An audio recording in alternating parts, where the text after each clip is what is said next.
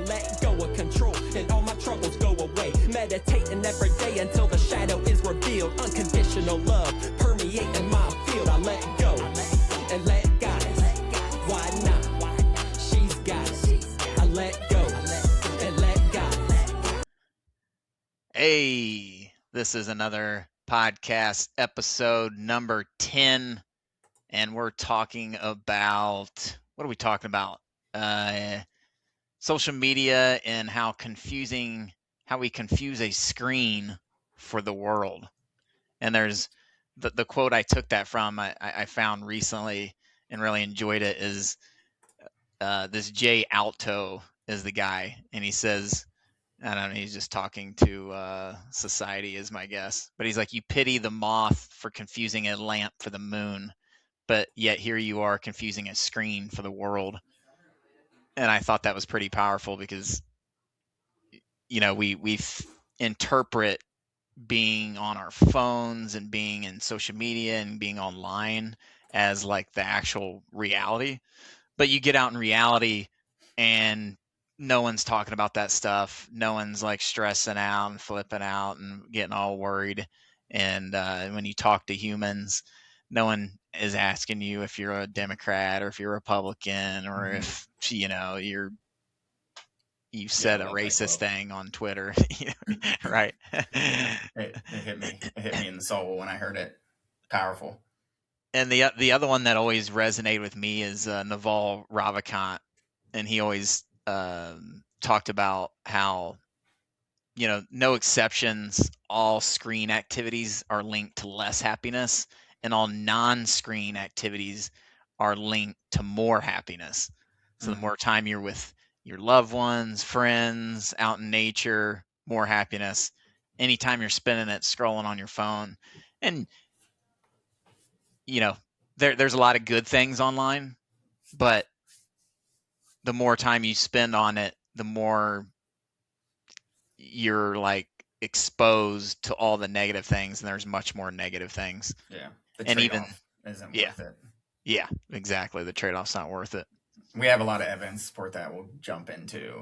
But I think one powerful image that I want to share is, I'm going to share my screen real quick and just show some powerful imagery. What I'm going to show you is for an 18-year-old, and you could just remove these however, whatever age you are. But for an 18-year-old, this is the amount of time remaining in months that you would have left. Each of these dots is a month. Each row is 36 months or 3 years, assuming a 90-year life expectancy, which is actually stretching the life expectancy.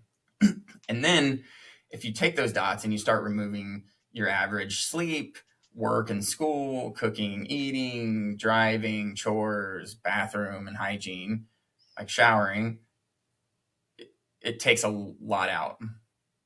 And so now you have just this amount of free time. And then if you then look at the average time, the average screen time, and you apply that for the rest of your life, now this is the amount of free time you have left.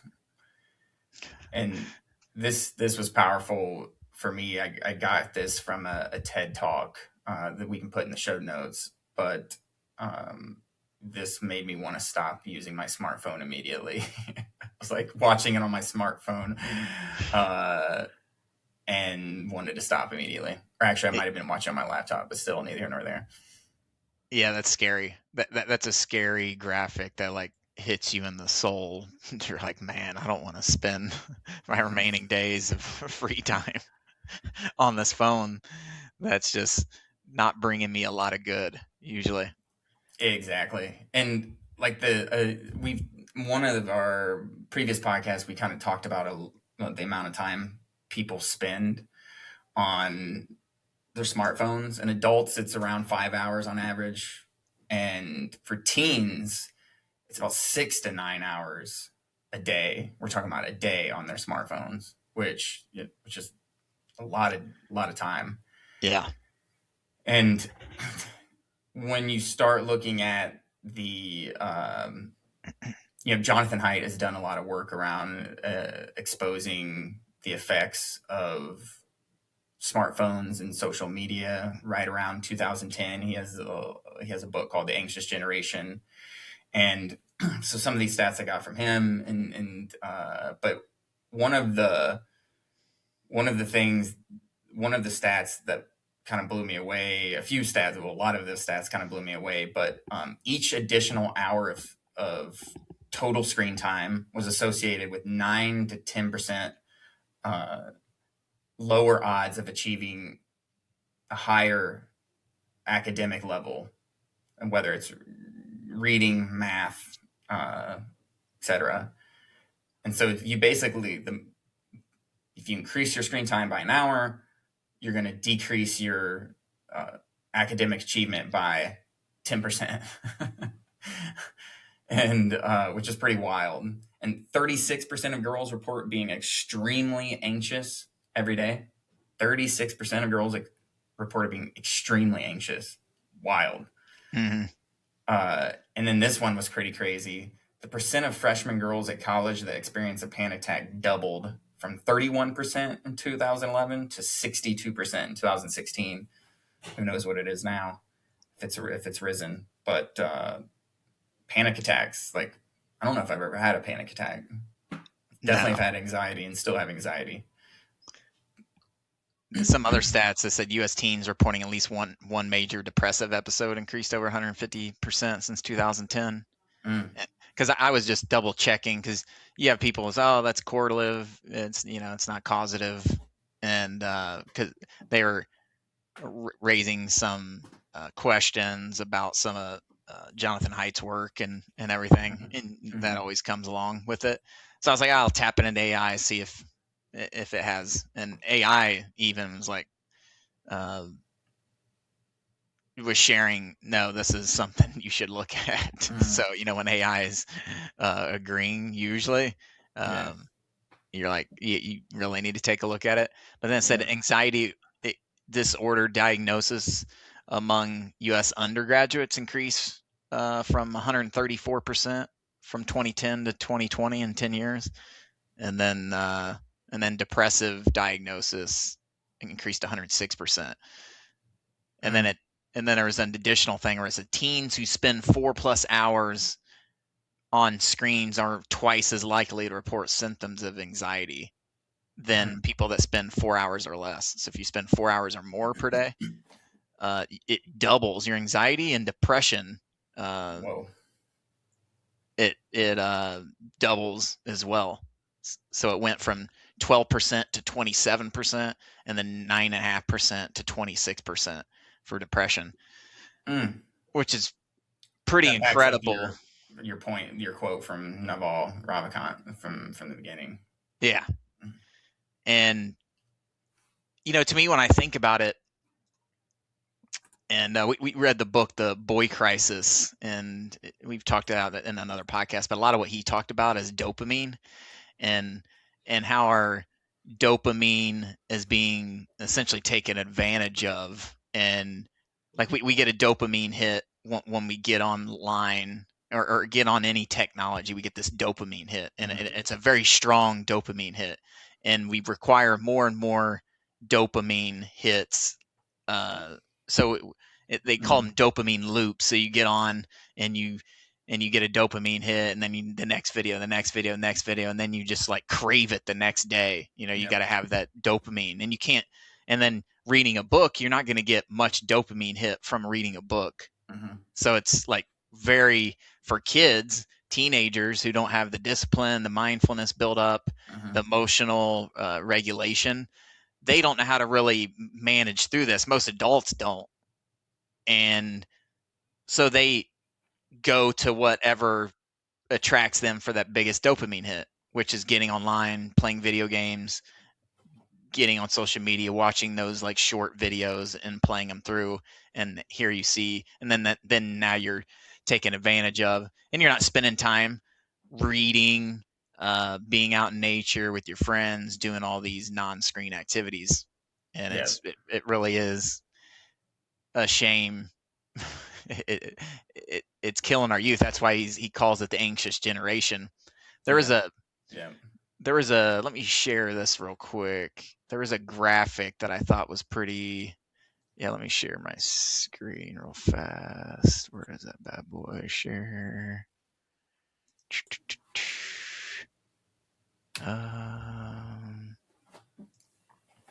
Yeah, here we go. So if you could see this, can you see what I'm sharing here, Rand? Okay, so anxiety prevalence, and it's showing from 2008. So you see through 2008, that's when we were in college at the time. Mainly had, the best phone you had was, a flip phone with a kind of Yeah. Maybe you okay. could get on the internet, maybe. Yeah. Um, Blackberries were like the peak of it, and around 2010 is when it all went boom with the iPhones, and they got really, really popular. And that's where you see all the jumps for especially the youth, 18 to 25. Gen Z is what they're calling them, and then young millennials too. So like millennials in the mid 90s, because there's just a huge gap, so they include everyone in. They're getting, and then even folks our age, 39, so for 35, 49. But then what I thought was very interesting was age 50 and up, it's flat and even decreased, an 8% decrease. And their method was just basically asking people, are you nervous all of the time or most of the time in the past month? So, I mean, Wow. which is crazy to me. It's like, Yeah. I mean, if you're reporting that, and most people don't report the truth, so these numbers are probably low. Exactly. And I just thought this graphic was kind of blowing me away. Especially the decrease, like the age 50 decrease is just really powerful because it's 52%, 103%, 139%. Incredible, man. Yeah, and I think it kind of goes hand in hand with what I was talking about at the beginning of this, where it's, you have your emotional intelligence isn't very high. You're being victimized by the dopamine hits, and then just, and there's a lot of research where they've talked about, and people, whistleblowers coming out, where they basically designed all of their apps and social media and websites around kind of like the casinos did. They're trying to trigger you to get back on it. Netflix does the same thing. It's all about like taking advantage of our Cognitive willpower. yeah, exactly. Yeah. And so that's where I think you see. And then if you grow up on it, then you really don't have any knowledge. Like you can't. I talked about this in a different podcast, but like this is all new, 2010 and on. So you don't have any old wise wisdom people saying, "Hey, I've been dealing with this for 30 years. Here's how you deal with it." So we're all kind of learning together. Even the adults are learning with the kids, but the kids and our can't. elders, we have no elders to kind of share the wisdom. Yeah, and eventually we'll have that, but right now no one's sharing any wisdom. We're just all in it together, and some, the weak discipline, the folks that just don't have the information or knowledge, or like you mentioned, just we're all in the age groups at the top. We're just low emotional IQ. We're young. We're very influential. Like we're all influential socially and from peer groups and from just every individual and person we run into. But it's even way amplified at those lower age groups. We're just extremely influenced by our friends and non-friends and just what people think about us. And it's like they're way more vulnerable to these technology companies that have hundreds of thousands of people potentially working to addict you. They would probably use a euphemism and not say addict, but there's this book.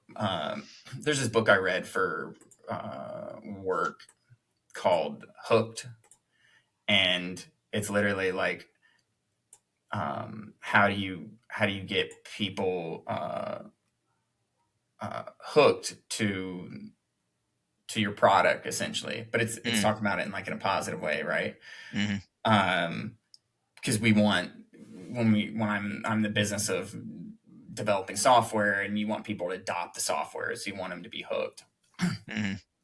And there's four basically. You become addicted or hooked four ways. You have a trigger, which is like the cue. This could be an internal or external trigger. So think external triggers like notifications, emails, icons to prompt an action, beautiful apps that draw your attention on your iPhone, that type of stuff. Mm-hmm. Little dots that show how many messages you have, all of those things, right? The contrast. Then you have internal, so you like your emotions, your routines, your thoughts. So like boredom, we've talked about boredom on here, and those can be cues and triggers to then go and seek that dopamine, right? Then there's the action. So you take an action, and this is anticipation of a reward. We take an Mm-hmm. action, and then the most critical piece is what you talked about with the casino. It's like a variable reward. It's the craving. So variability drives dopamine surges, is what they talk about in this book. And Mm-hmm. so So explain more. the slot machine Oh. is like the variability of you winning and getting something. It just drives this like dopamine, right? And we probably needed that from like a hunt. Like say we're hunters or gatherers, and you needed to maintain this dopaminergic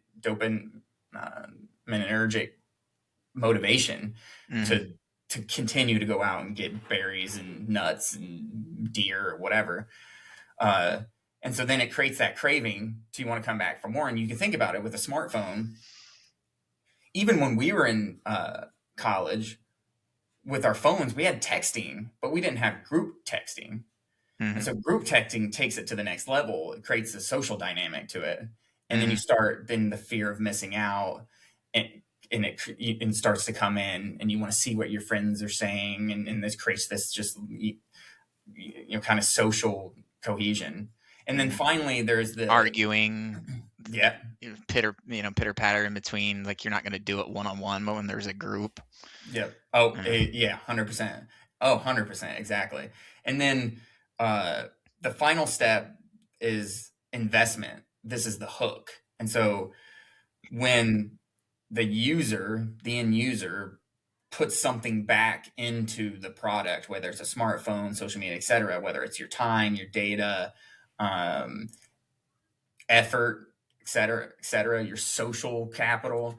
This all increases the likelihood of you returning, and it improves the experience for the next time. So the more investment you put in, it increases the experience for the next time. Think more followers, more or engaging, right? And now you want to go back in, like you argue with someone, and now it's stuck in your head, and you want to go back in, and so that's the addiction phase.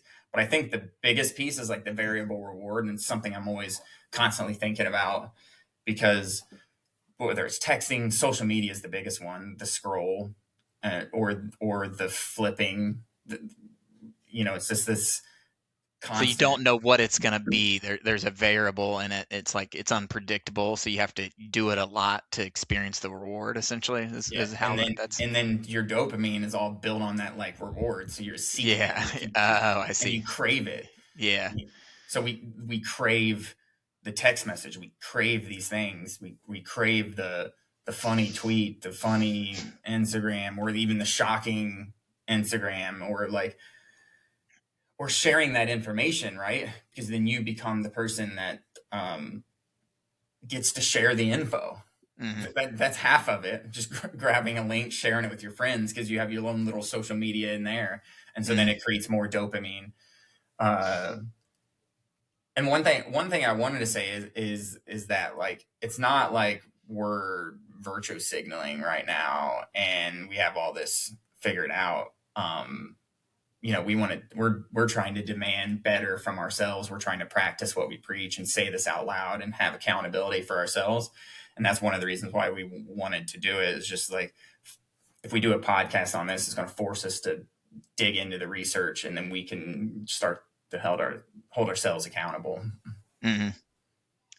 Yeah, one of the things that I thought of as you're going through that, it's almost like it was taken out of the Atomic Habits book from James Clear of how to build better habits and how to Okay. avoid avoid habits that aren't good for you. Is And it was about the cue, the trigger, and all these things was in the James Clear about how to build strong habits, Mm, and that's what it all is. Just trying to like addict you, and it was like all those same things. So yeah, hilarious. they're using the exact same things against our our urges and our desires and our subconscious, and it's being taken, manipulated, and taken advantage of. Even some of these, like that company wrote a book, and it's like their intentions are good, but like what comes out on the other end out in the real world ends up being bad for said person. So I don't think there's like, Hmm. you know, Mark Zuckerberg or whoever else like Yeah. didn't have like negative intentions going into it. It was Yeah. more just like they put it out, and it tended to be good. And oh, someone else was already had the likes, so we'll add likes, and I forget what social media thing didn't have dislikes for a while, and then all of a sudden they had to add it because the other person had it, and everyone was Yeah. using that more, so you had to Yeah. add it in. So like, and you're competing with these other people, and then once you go public, you gotta it's all about increasing your revenue each year and Yeah, blah and blah blah. especially on all these are free platforms, and so the way to increase Mm, revenue for your company is increase users and usage, mm, yep. and because that you'll get more ad dollars because there's more faces, people that the ad will be exposed to. So if Mm, you so then your incentives will all be centered around more users or users' time spent. And this is why I was recently learning that I was actually reading a book for work again on marketing, and it's called Lean Marketing. And he said something along the lines of like, if you want to build your social media marketing, there was like three steps. Uh, One was like post every day, do it for 2 to 5 years straight, and then something like continuous improvement, and work to get better that entire 2 to 5 years. Those are the three steps mm. to master social media marketing. Post every Wow. day, right? And Wow. if you post every day, the algorithm basically values that because they want more people. They want you using it more, and Mm, so they're going to value people that are posting more frequently versus less frequently. mm. So, and of course that creates less quality content, and then you get to the state of, one of the things we want to share today is just our research on social media. But I don't know Yeah. if you want to share anything else before we jump into that Yeah. rabbit hole. One thing that Haidt was talking about was, like, and before 2010 or 2010, like all the communication technologies that we had, newspapers, TV, were essentially one thing to many people, and then like platforms like Facebook, Twitter, Instagram, they added like share and retweet features and algorithm feeds, and information spread and became unpredictable. So it was like it used to be one information to a bunch of people. Mm-hmm. Now it was like all kinds of information, and it was very unpredictable, and it was like reward driven, and Mm-hmm. all it did. And then this is in it, all he talks about how it like rewards anger, outrage, and Mm-hmm. this like moral, pit or pat with each other, and rather than like thoughtful discussion. Up until 2010, there was we would have thoughtful discussion around topics, around opinions, and such. And now it's just mad chaos. And so like he's saying like most people were arguing the same reality before social media. We disagreed, but we were reacting to like the same information, and this is what we're getting ready to share.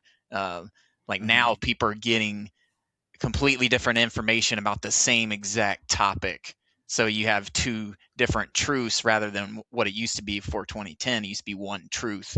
Now we have two different truths, and you can't even have a discussion because we're not arguing over the same facts anymore and the same narratives. We're all getting different things.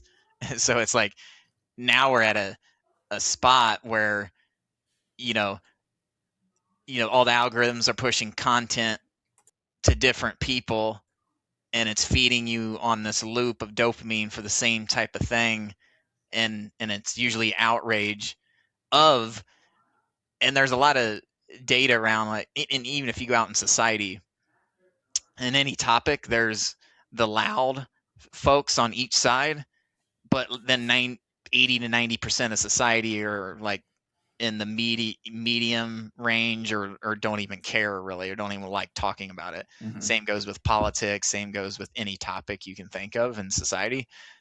And what these social media apps do is it inflates those. It gets them more notice in the population. It sends them to your news feed because they're getting more likes, more retweets, and it's getting more outrage in the comments. So it's just become this thing where he thinks that's what's damaging to democracy, is what he was saying, because it like social media is like breaking the common ground between us that's needed to resolve conflict. You think all throughout society, if you had a common ground, you could at least resolve the conflict. But now it's impossible to resolve the conflict if we don't get off these damn devices. Which is just that's wild. Yeah, which I think's because he's like, democracy depends on shared facts, right? Shared facts, mutual trust, and the ability to argue and still cooperate. But you can't argue with anyone or even have a conversation with somebody who has a different reality, because it stops right there. You can't. It ends where it starts. Yeah, it'd be like trying to explain a color to someone who's colorblind. Yeah, yeah. Because they're not seeing the same thing. Yeah. So I think that could lead us into just some of our research, what we did, if you want to. Yeah, there's one thing I wanted to add to that, because there is research on this as well around social media, and it says this was something that was found. The more time you're on social media, the more radical your view separates from the norm. And so let's say there's like the normal, or the average, we'll say the average view on a topic. So the more you're on social media, the farther away and more radical your view goes away from the norm or the average. Yeah, which makes sense. If you have any friend that's sending you radical stuff, they're online a lot. Yeah, 100%. 100%. Yeah. And it's like, you and I have talked about how like that could be a good thing, right? You don't want to be normal. You don't want to be average for creativity, innovation, wealth management, et cetera, et cetera, et cetera. But when it comes to this, you a lot of times you it's a good signal. We'll say that it's a good signal to think that maybe you've been captured in some type of ideology, or captured in some echo chamber, for lack of better words. That's a good point, way you reference that, because if you manipulate your algorithms to where it's only those things, but it's almost impossible if you're on those. But if in some magical reality where it's only entrepreneurial, artistic, people, philanthropic stuff, giving back, that type of stuff, and that was the only thing coming through, and then you use about an hour a day of your free time, 30 minutes Yep. to 60 minutes, it would probably be pretty beneficial, especially if you're on YouTube or something and actually applying and taking this out and apply it in the real world. So that does make sense, because then you want those loud voices, people that aren't doing the normal things and all those other, Exactly. verticals of life.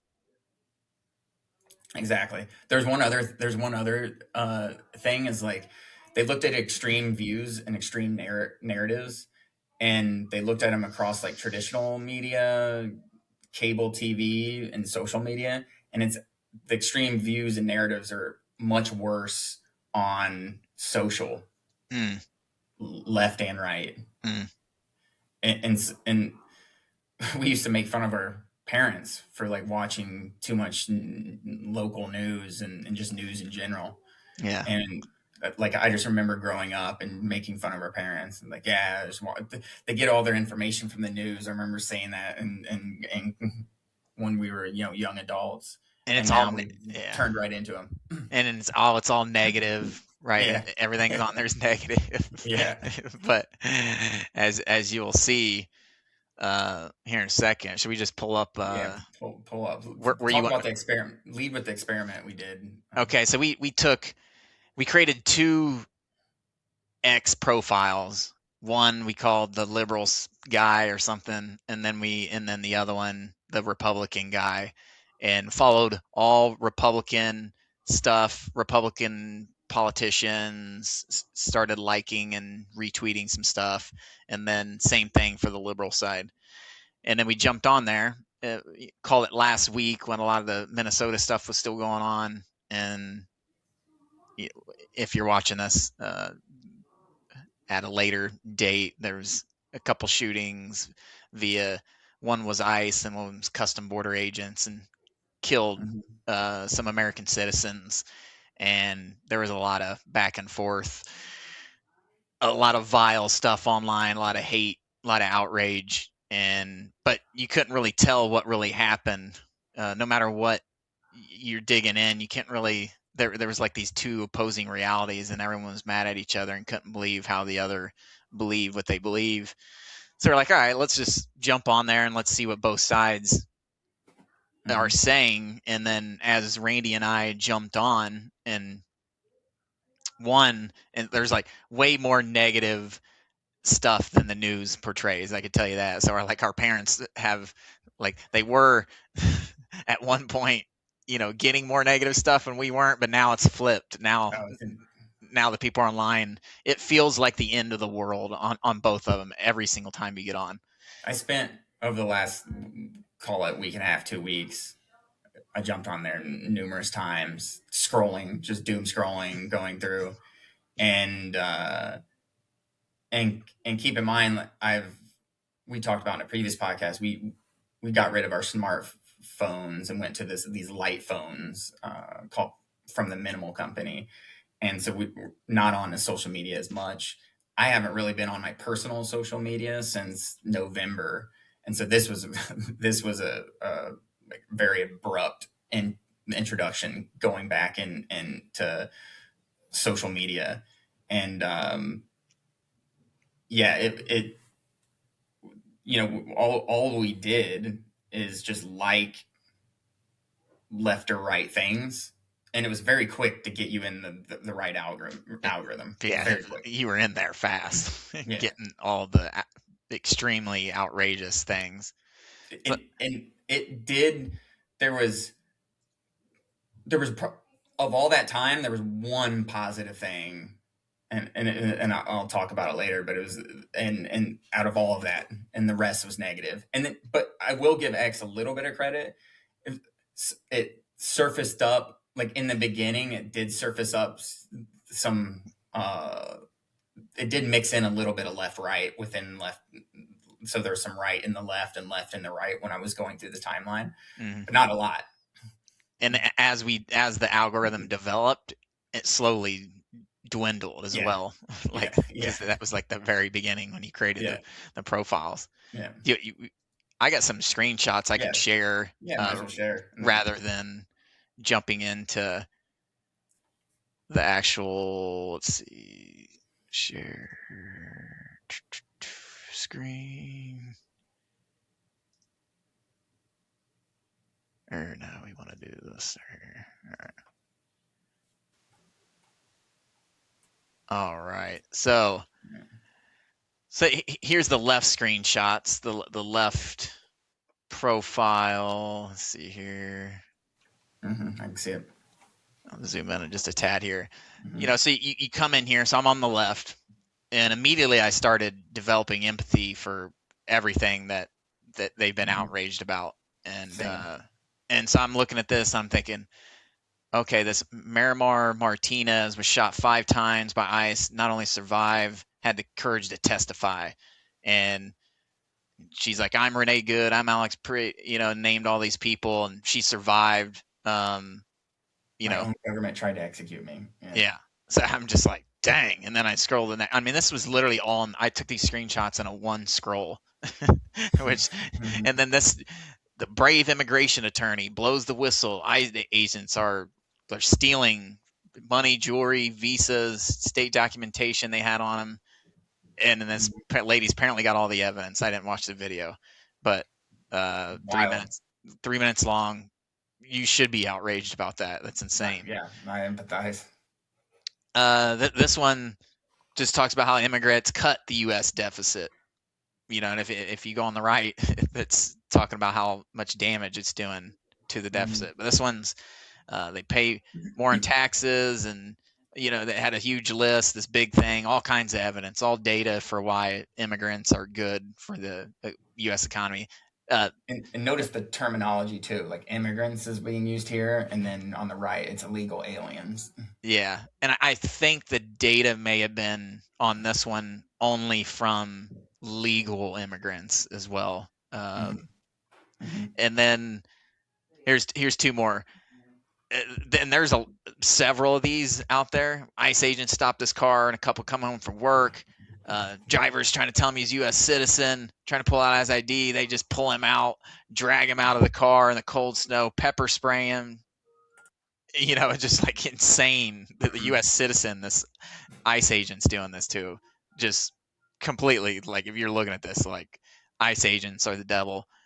And then this is beautiful. I never saw this. This was a choir outside of the ICE agents beautiful. Where they were staying in Minnesota, and they were there's this beautiful choir. They're just singing this beautiful, tone, and I just felt like goodness and happy for like society when I saw this. We're just like, oh, we can get through this, right? And so I was like, I'm seeing.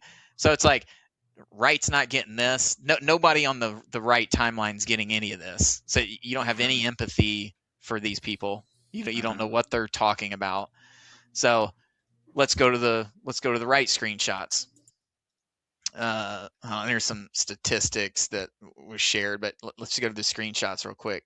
This one's the advocates for victims of illegal alien crime, and this one was last year. This 13-year-old girl, beautiful girl, American citizen.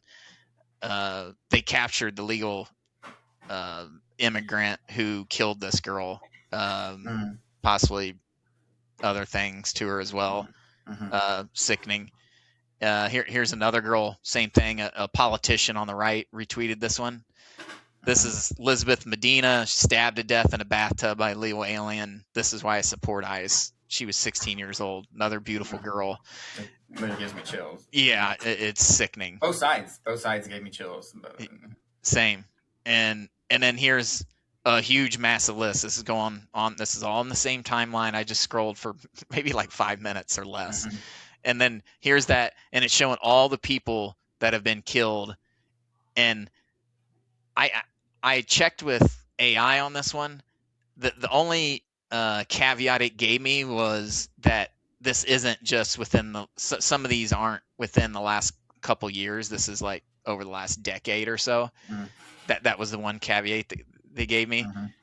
But still, that's a pretty good reason of wanting to have ICE or ICE agents around to protect our our citizens who came over legally, worked hard to get their citizenship, right? And we need to Yep. protect them. And Yep. this was, so I'm looking at this, I'm thinking like, damn, like, is anybody on the left seeing this? No, this stuff's not on there.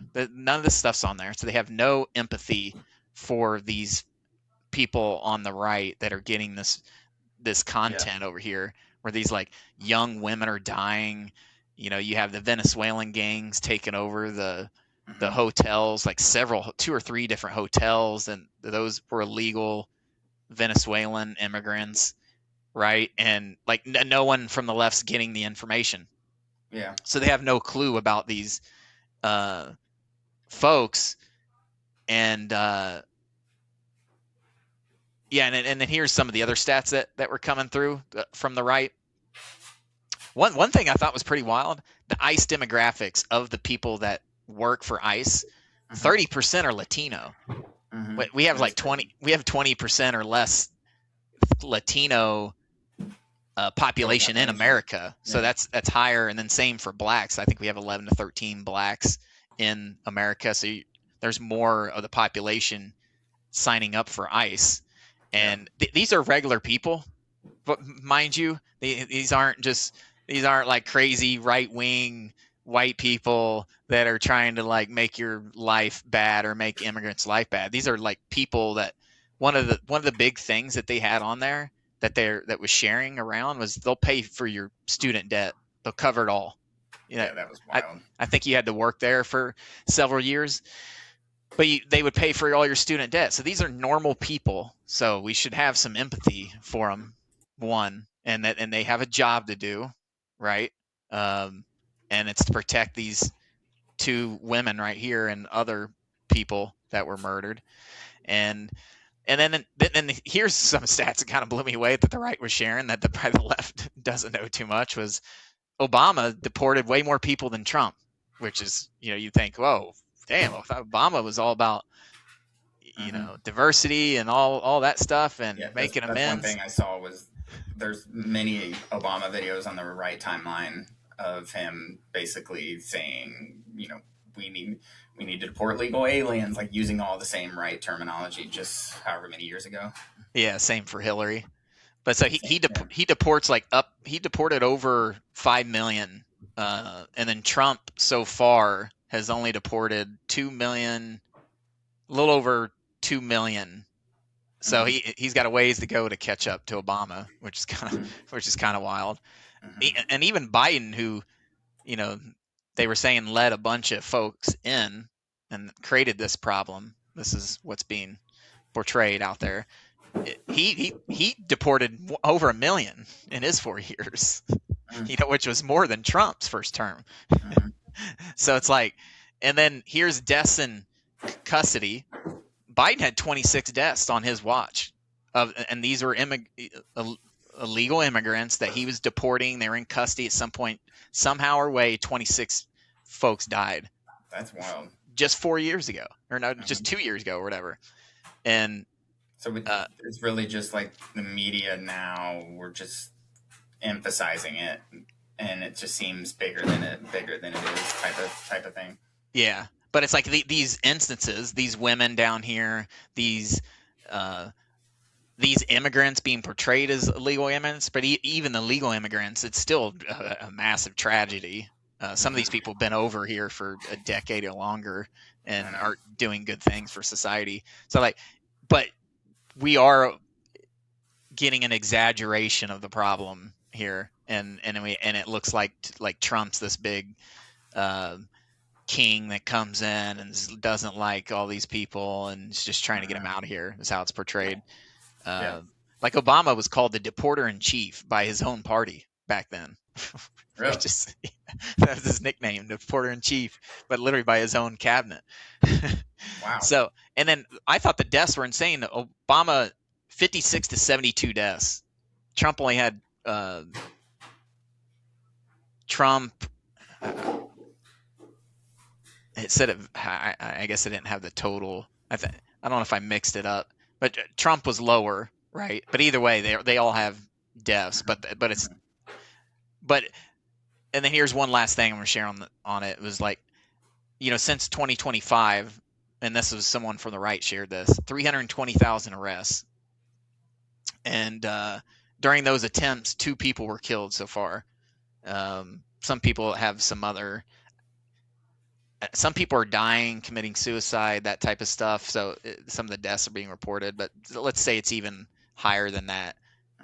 You're still getting like 98, 99% of ICE arrests were occurred without a fatal incident. Mm-hmm. And then there's like mistaken identity. That's a big one, which I shared already. There was about 170 of those in 2025, which is a big deal. I mean, 170 people. Yeah. But this guy's saying, let's be generous and double it. Even then, ICE got citizen status right 99% of the time because it's out of 320,000, right? So it's like these people are regular human. How many mistakes do you make in your job, right? And Well, especially if like they're regular people that just came off the street and said, "Hey, I want my student loans paid, so I'm willing to do this job," and you have no experience and no training, and then you get it on the job training, and next thing you're out, and yeah, your like we talked about EQ isn't before, great. Yeah, your you emotional intelligence. yeah, it's so it. So ICE is one thing that was back and forth on social media, and so the other topics that were constantly brought up, I have some notes here, was that,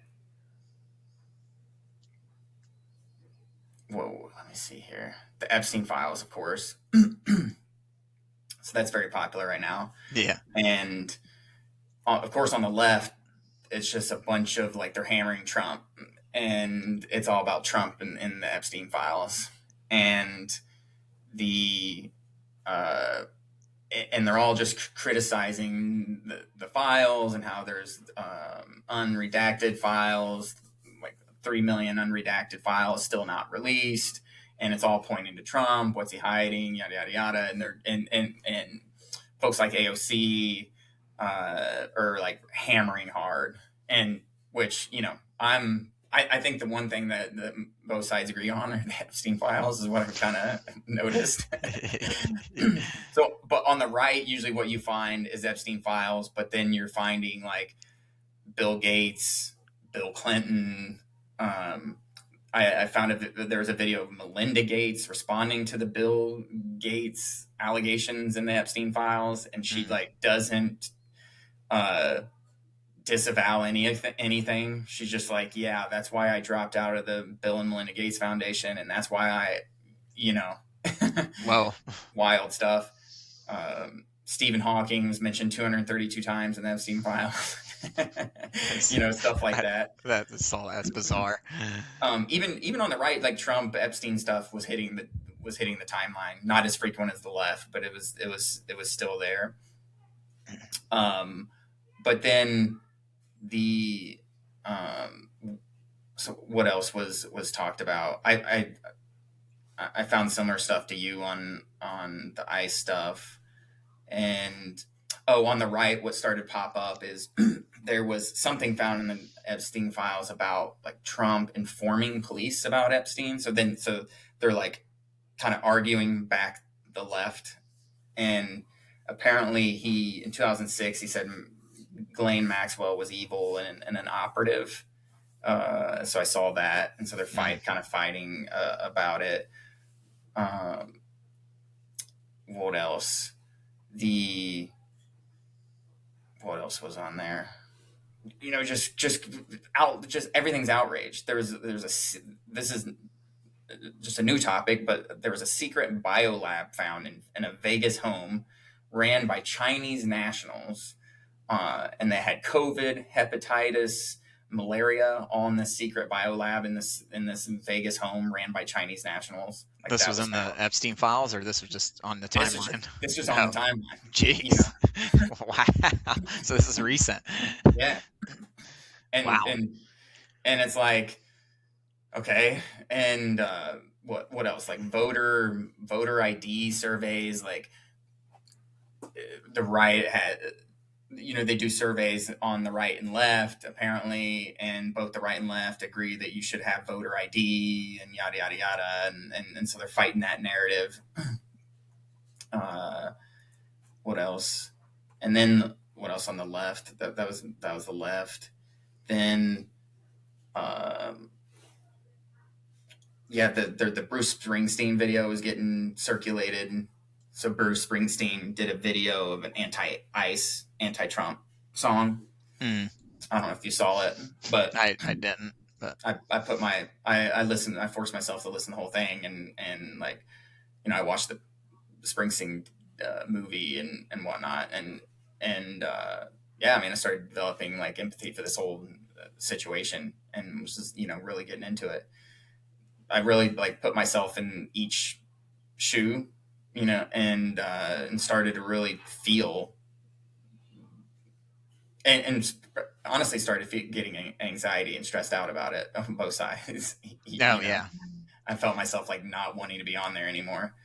Um, Yeah, it's like as soon as you get on there, it honestly, it's just sad because people are just being manipulated by it, and their emotions are being manipulated, and then they're taking this out on their significant other who maybe doesn't lean the same way, or they're just irritated, or they're letting this irritation, this energy that you build up on here, and then you get in a your kid starts challenging you at home and you're taking out on them. Like these aren't things you just, you get online and all these emotions just stop once you get offline, and then it starts going out in the real world. You're yeah.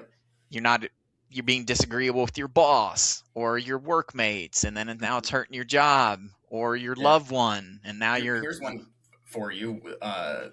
In a friends group, I'll be vague on purpose, but in a friends group, there was parents who got divorced, and they were married for 35 years, and it was over. Allegedly, there's probably underlying trauma and neuroses that created it, but look, on the surface, it was political divide was cause of the divorce. yeah. And so, how many of those are happening? And it's terrible. It's terrible. Yeah. I just heard this one recently where the parents disown the kid, own the son. The son's literally like 35 or close to 40. Disown the son because he used the term libtard. He used the term libtard. Oh my It god. disowned, and his wife's the one that ratted him out to his parents, and his parents now disowned him, won't let him, until he like apologizes or whatever, and he's not apologizing. So it's just like it's just Man, ridiculous. that's like we shouldn't allow like politics, man, to separate family. Like that's just like breaks the whole, Yeah. breaks everything. Um, there's this jelly roll video. Jelly roll won like what he wins a few Emmys, I think. For Grammy, yeah, Emmy or Or Grammy. Grammys, is that what it is? Yeah, I Grammys, not Emmys. Shows how much I know. And a reporter was asking him like, would you be willing to comment what's going on in our country right now? And it was wanting to talk about like ICE and whatever. And this was his comment, Jelly Rolls. He said, I don't really. So this is the truth, and I'm glad somebody asked because I love talking about this stuff when people care to hear my opinion. But I can tell you that people shouldn't care to hear my opinion. He said, I'm just a dumb redneck. I haven't watched enough. He said, I didn't have a phone for 18 months. He said, I've had one for 4 months and don't have social media. So I hate to be the artistic, static, aloof, but I've just become so disconnected from what's happening. And then here's the killer part that I love. He said, I grew up in a house of insane pandemonium. I didn't even know politics were real until I was in my mid-20s in jail. That's how disconnected you are when you grow up in a drug-addicted household. You think we have common calls about what's happening in the world, politics? We're just trying to find a way to survive, man. Powerful. That is powerful. Yeah. Yeah, it's just, I think that that's what you and I tried to do, getting rid of our phones, getting rid of our iPhones, because we kept like disengaging with it, banning it. I'd go 3-4 months, and it was just like too hard to like sustain it. And you always have these urge to get back in, get that dopamine hit, and Mm-hmm. or just the fear of missing out.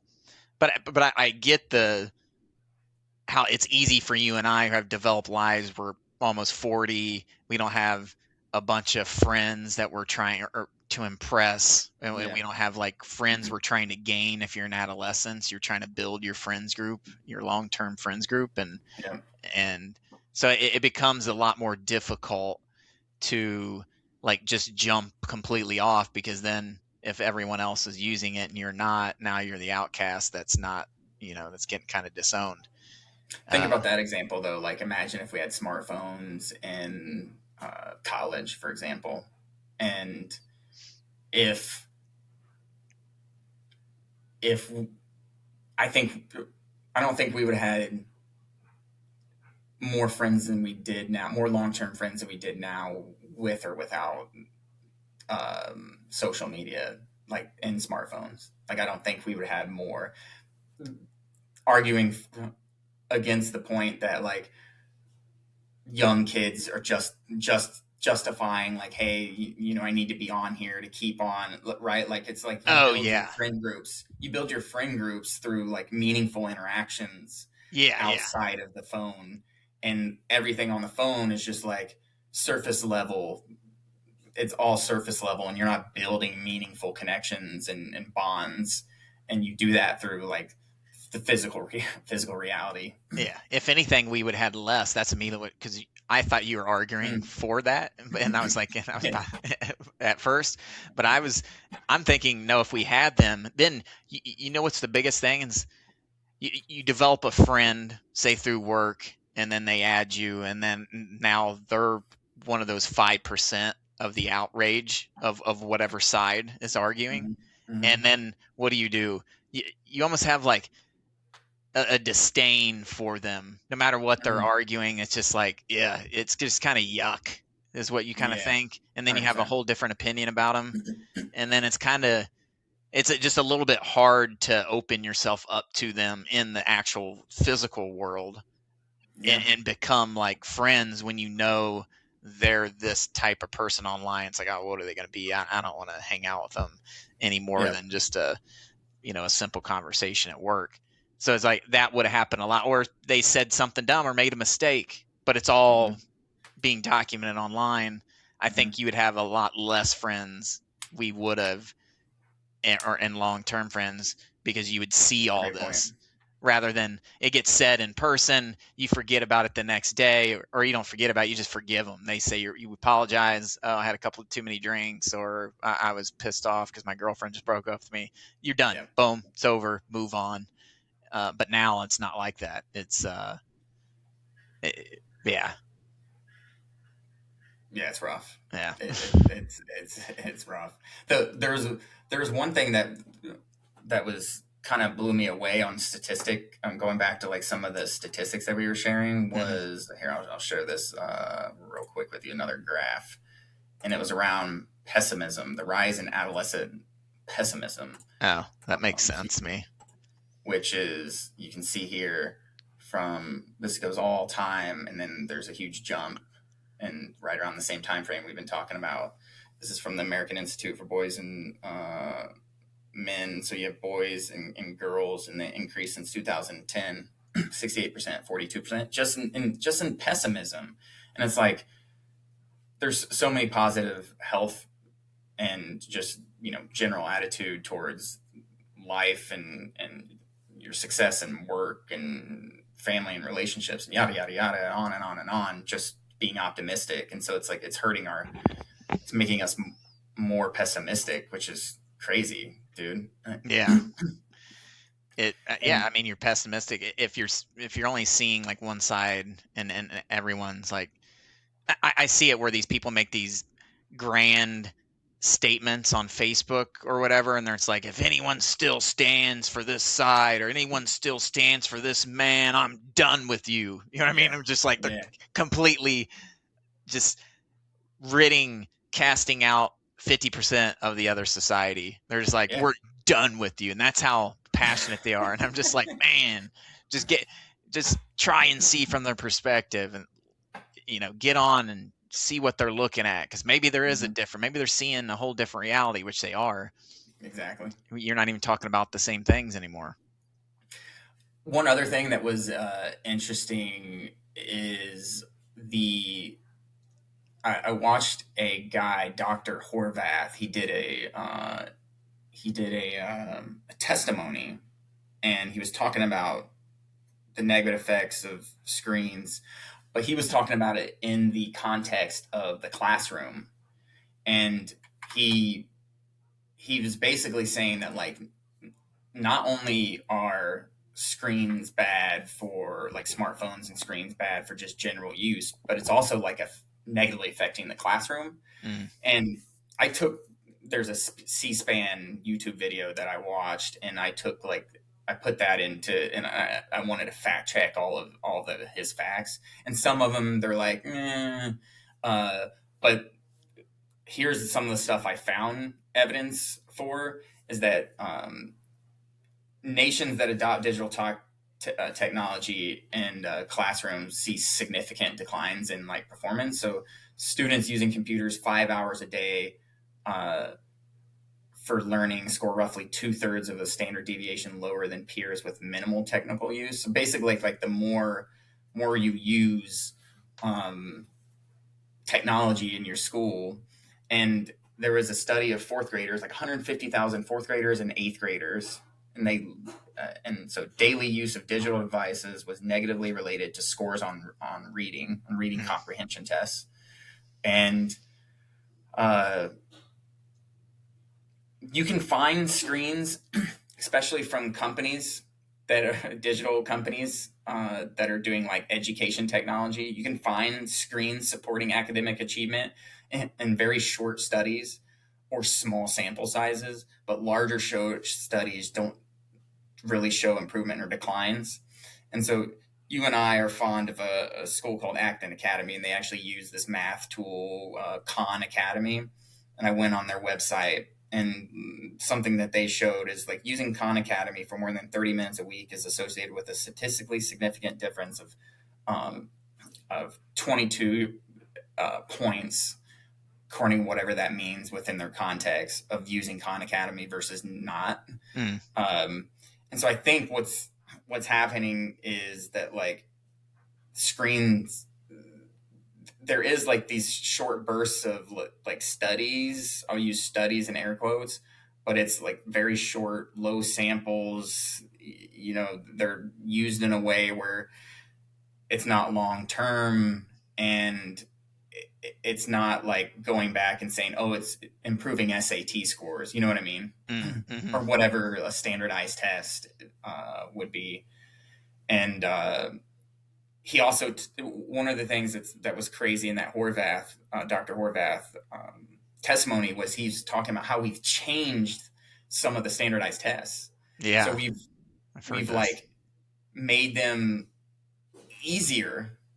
And so just think about that. Like we're talking about one of the things he said, which is kind of disputed. Some of this is disputed, but one of the things he said was, let me see if I can find it. He said, historical data from the late 1800s to present show that each generation usually outperforms the last generation on tests of attention, memory, literacy, numeracy, executive function, and IQ until Gen Z.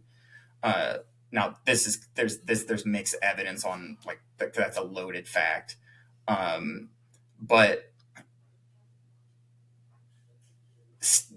still with that, I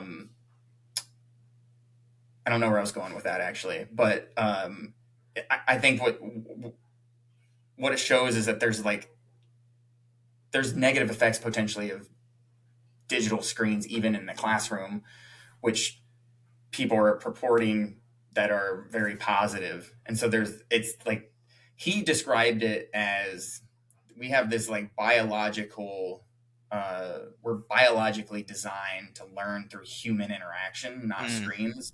So screens kind of like short circuit like the deep learning processes Mm, cognitively.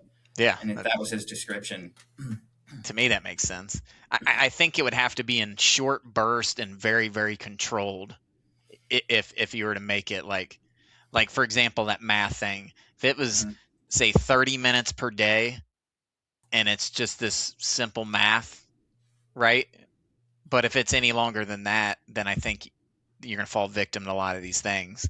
Mm-hmm.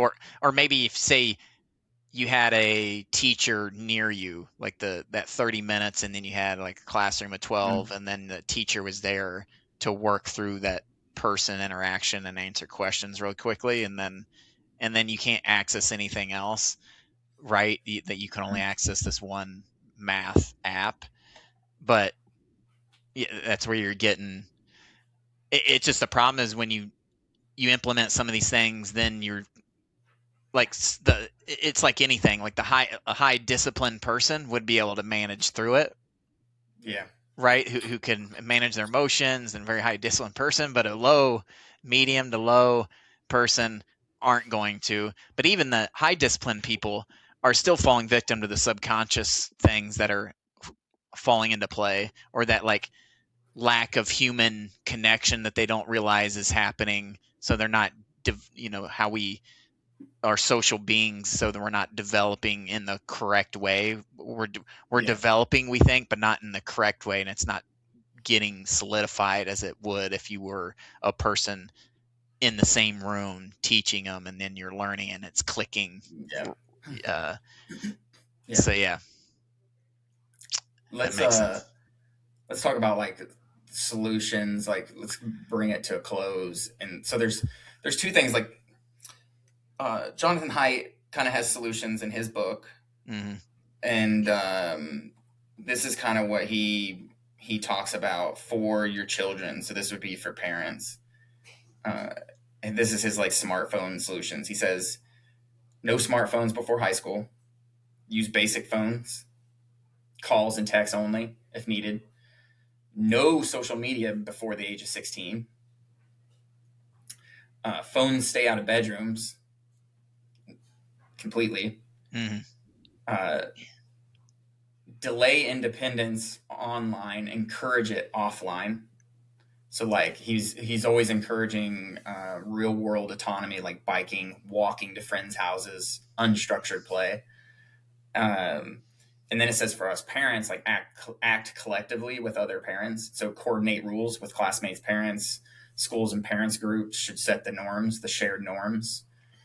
Easier said than done on that one. Yeah, I've seen some where like parents groups, well, they'll get together, have like a set of 10-year-olds, and they all just drop them off at this playground, and they play unsupervised for Unstructured. an Yeah, hour, and I then love they it. come back, and they all agree to come back and get them, Yeah, I love which that.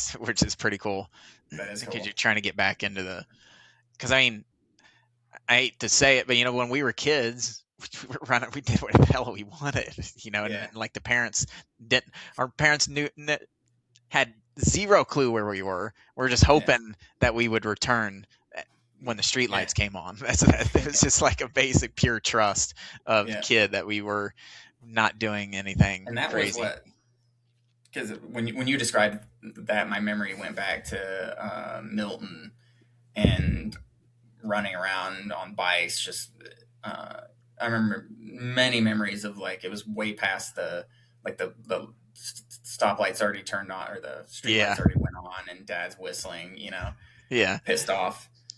Uh, do you remember what age that was? That 8 or 9 or Third so grade. we moved there when we were in third grade. So what is a third grader? 5, 6, be 7, 8. Yeah, 8 or 9. Yeah, but it was 8, even 9, 10. probably even before that. It was probably like 7, you Mm-hmm. know, like 7, 8, 9, somewhere Yeah, around there. yeah. And it like our and that's why it's the ancient generation, what he's calling it, because we're completely different human beings, Mm-hmm. right? Mm-hmm. We're like, you're not developing the same way. You're not developing interacting with humans on a daily basis, arguing with each other. You're getting these, now it's even worse because what we described and shared on both of these social medias, you're not getting the same truths. So it's just this very bizarre thing. So I'm with it. I think I like the flip phone idea. Get at 14, give them that, whatever, and then just so they can contact you, but like no social media. And then I guess once they've developed a little bit of emotional intelligence and mindfulness, then give them social media at 16. Yeah. I think that's a pretty good strategy, actually. Yeah, and just making sure they know, they're aware of like the harms of it. The other one is, the final one was, treat social media like alcohol, not like TV. So it's age restricted, it's supervised, gradual exposure. I like that. Um, it's he said the rationale is that social media is not a neutral entertainment. Like it's engineered behavioral system with psychological effects, which we've been talking about the whole time. Mm-hmm. And I think like the alcohol thing really stood out to me, and I think that like that's the one thing that I want to talk about is we have to admit to ourselves that our smartphones and our social media we're addicted. Yeah. And funny enough is that's like one of the first steps when you in Alcoholics Anonymous, the 12 Oh. steps is admitting that. So what I did is went into lovely AI, the God machine, and asked it like, if I were to create a 12 steps for getting off our social media, getting off smartphones, and using the 12 steps as inspiration, what would it be? And I even had it print out like a nice little PDF we can link to. But here's the 12 steps. So admit loss of control over attention. So we acknowledge that persuasive technology has hijacked our attention, and that willpower alone is not enough. Step one. I like it. And this is similar with alcohol, right? These are like very similar steps, what you're doing with alcohol. Name the external force clearly. So we recognize that these platforms are intentionally engineered to exploit our psychological vulnerabilities, especially in developing brains, so children. We commit to a higher aim than just convenience. So convenience, we had a whole podcast on convenience kills. So we did decide to organize our lives around values like presence, depth, real connection, rather than frictionless like dopamine surges. We take an honest inventory of harms. So we examine how screens have affected our mood, our sleep, our focus, our relationships, our ambition, our capacity for boredom. No one's doing that. No one is doing that, including myself. You do the same thing with alcohol, and then, again, we're not like virtue signaling here. We're like trying to like hold our own selves accountable, because I want to do this. Then in 12 steps, there's a program, and it's a community of people, right? Like it's very difficult to get off like any addiction, alcohol, cocaine, name it. This has to be put in the category. Speak the truth aloud to another human. So we share this inventory we just took with someone we trust, restoring accountability, one, and then social reality. Then we become willing to redesign our environment. So we accept that the freedom requires constraints, and that changing defaults matter more than changing intentions. So I like that one. Defaults. Then step 7 is we remove the most corrosive triggers. So we delete or block apps, notifications, feeds, get new phones, Yep. Yep. Anything that's feeds the outrage, the infinite scroll. Step 8, we replace screen time with an embodied activity. So we deliberately substitute movement, reading, craft, nature, face-to-face conversations. Step 9 is we repair relationships weakened by this distraction. This is something that Alcoholics Anonymous does. So we make amends where our divided attention diminished others, especially children and partners. That's a big one. Or those family members that we talked about earlier on that were disowning each other. Exactly. We practice daily attention hygiene. So we adopt routines like device-free mornings, single tasking instead of multitasking, deep reading. And this one was funny. And they said tech Sabbath. So we've been practicing Sabbath, but this is tech Sabbath. That was step 10. Step 11, rebuild meaning through effort and struggle. So we pursue goals that required sustained attention and delayed gratification, retraining the mind for depth. Mm-hmm. It's basically retraining like your dopamine system as well. Yeah. And finally, step 12 is help others reclaim their attention. So having regained agency, we model and support healthier norms in families, schools, and communities. And there you go. There you have it. The 12 steps to break free, to reclaim our freedom and break free of smartphone addiction. Hopefully we did a little bit of step 12 right here on this podcast. Yeah, exactly. All right, good stuff. I think we can end it there. That's a good way to end it. I love those 12 steps. Yep. All right. Later on.